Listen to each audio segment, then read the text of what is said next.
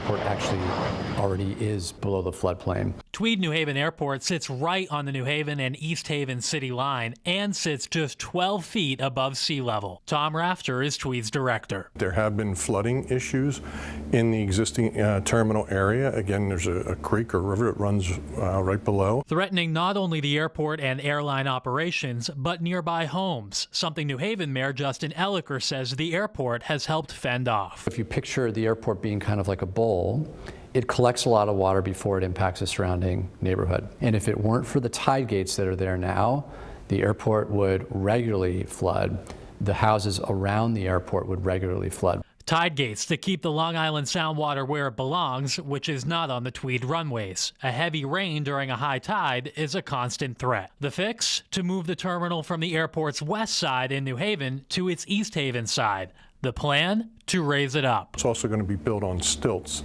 to be built at an elevation that, based on current modeling, would suffice for future storm events. But the proposed move to East Haven is controversial after a draft environmental assessment covering impacts including noise, pollution, and flooding came out in March on the agenda at the following public hearing about the airport and environment. East Haven Mayor Joe Carfora would not speak on camera with Fox 61, but said in an email, the airport authority totally ignores the well-known and severe flooding problems at the crucial intersection of Hemingway Ave, Co-Ave, and Short Beach Road, through which virtually all airport traffic will have to pass under the new plan. If this intersection is flooded, the route to and from the airport is cut off.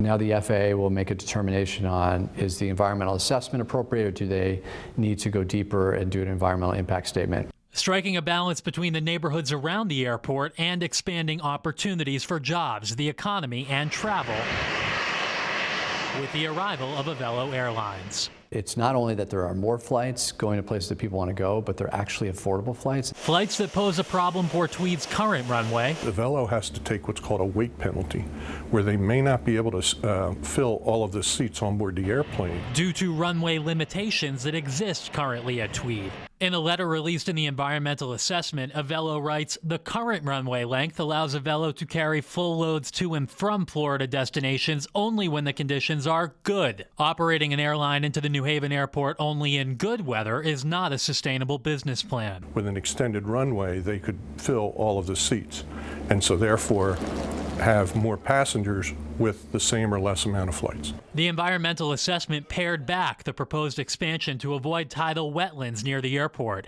It finds a new length of 6,575 feet is fully complying with FAA design and safety standards and would enable Avelo to fly more of its Boeing 737-800 aircraft in and out of New Haven's Tweed. We have an opportunity now to improve the overall situation here, and that's what we're trying to do. Trying to do, expand, while also keeping area residents and Mother Nature happy. In New Haven, meteorologist Ryan Breton, Fox 61, Connecticut's news station.